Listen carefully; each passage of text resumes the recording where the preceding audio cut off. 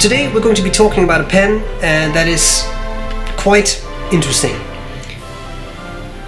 At some point I got a little obsessed with the Visconti Opera Master model, and I may have bought a few, many of which I also sold again.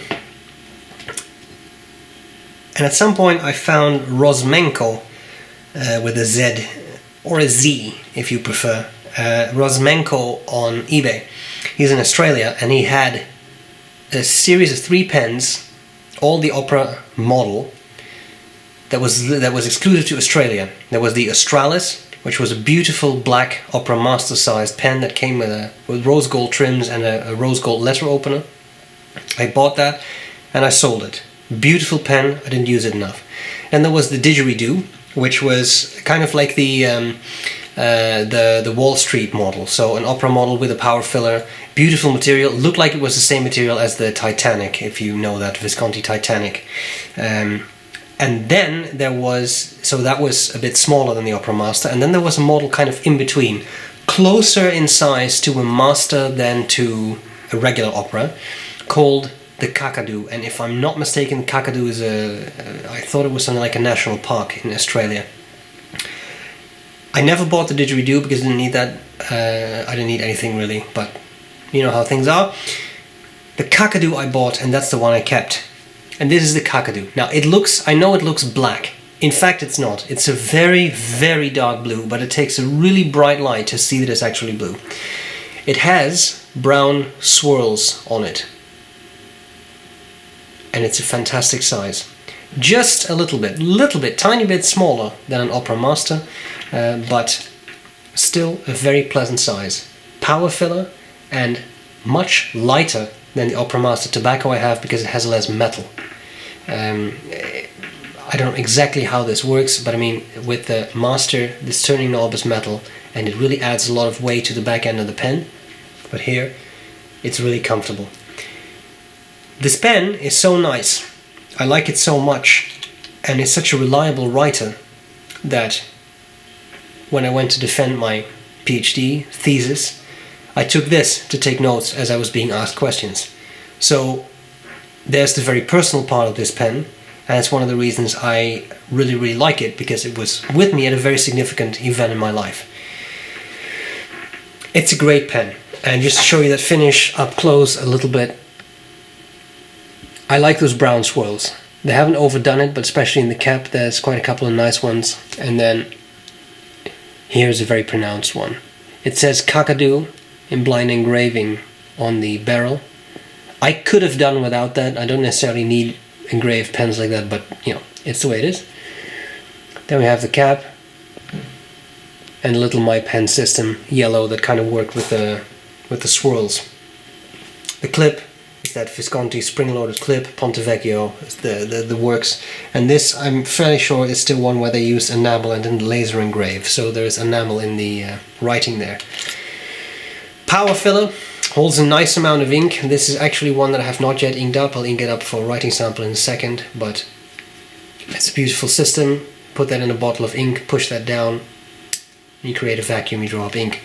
Works really well. As to the nib, that's a special thing too.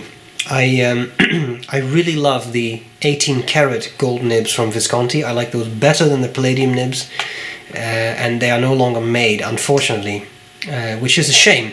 So I contacted Dennis from La Couronne du Comte, and I said, is there any chance that you can order any 18 karat nibs?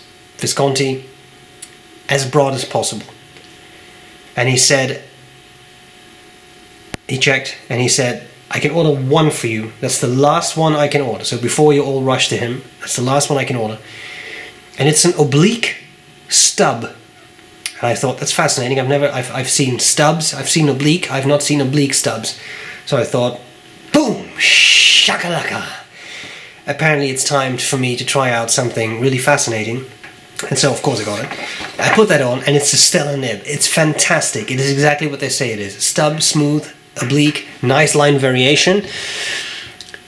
Very interesting grind. It's marked OS2, oblique stub, and it's great. So that's definitely something that I really enjoy using.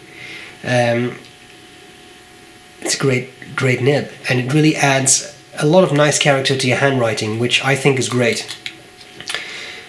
So there you have it, the Kakadu. When I do the writing sample, I'll put it right next to a master so you can see the size difference. I think it's a great pen, and this is one that I kept. So the only Opera models I still have are the Opera Elements Fire, the Opera Master Tobacco, and this one. And all the rest, I had the Honey Cream, the Crimson Tide, I had a lot. But this is good, because now I have the ones that I really love, and that's important. Okay, let's see how this pen writes. I hope this was useful so far. Glad to see you later. Bye bye. Okay, so here we go with the Visconti Kakadu. That is a horrid K. Sorry. The nib is an oblique, no, not an oblique broad, automatic behavior, an oblique stub. And the ink is Waterman, is it Audacious Purple? In any case, they're one and only purple. Wonderful nib, I really enjoy.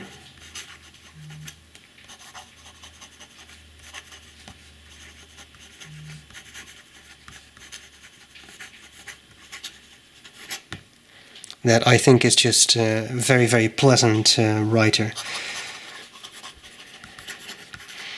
Also gives some, I mean, it's a good wet nib, and it gives some really nice natural line variation because of the way it's ground, which I think is very pleasant.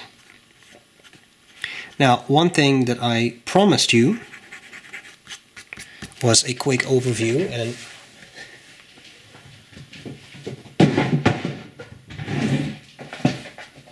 I forgot to take it out, but it's right here. So this is the Opera Master, and this is the Kakadu. So you can see the two are very close in size, especially capped. Uncapped, there is a tiny difference, but for all intents and purposes, I think you can say that the Kakadu is pretty much an Opera Master sized pen. Okay, I've already written the end, but it's a beautiful pen, great nib that I really enjoy fiddling around with, playing with, that really writes well. So I think it's a superb pen, and I love having this in my collection. So I hope this was useful, and I'll gladly see you later. Bye bye. Bye.